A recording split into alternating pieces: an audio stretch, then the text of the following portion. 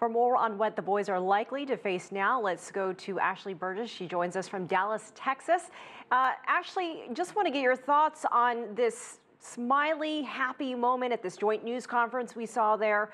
Everyone was very happy, but what happens once they step away from the cameras, and what needs to happen to make sure that these boys and their families get some normalcy back in their lives?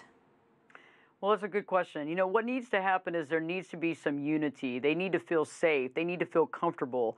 They need to know that this is over with, and they need to have health care, and they need to be listened to, but they also need to be able to talk about their situation and be able to voice how they feel to their family and friends.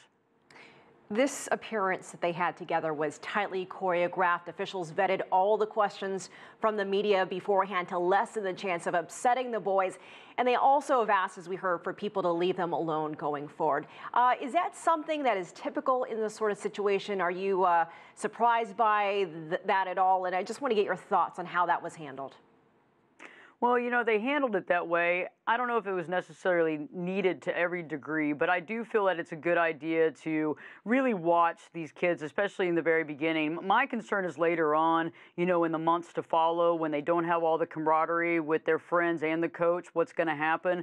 But I think it was a good idea to situate it that way because we don't really know what's really happening. They've just gotten out of the hospital. They've just integrated into regular society again, and they probably need to take some time. This was a grueling situation, caught in a cave, not knowing if you're going to live or die every single moment. And you mentioned the future. What are some possible issues to address down the road? Could they develop fears, fear of caves, fear of the dark? And what are some of the likely effects of surviving a situation like theirs? Well, that's my concern, is in the future. I believe that there could be some PTSD from the situation. My other concern is the fear of death. I know that that's something that many of us deal with. We have that fear of death, but think about how that was looming over their head for so many days.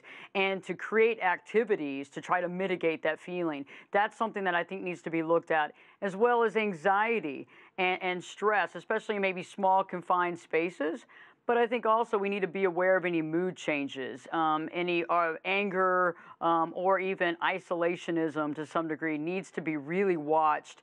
And the parents need to take a real duty and active duty in being there and being a part and listening and not pushing them too much, but being sure that these kids have an outlet to communicate what happened in those harrowing days that they could have died. All right, clinical psychologist Ashley Berges, we appreciate your insight from Dallas. Thank you.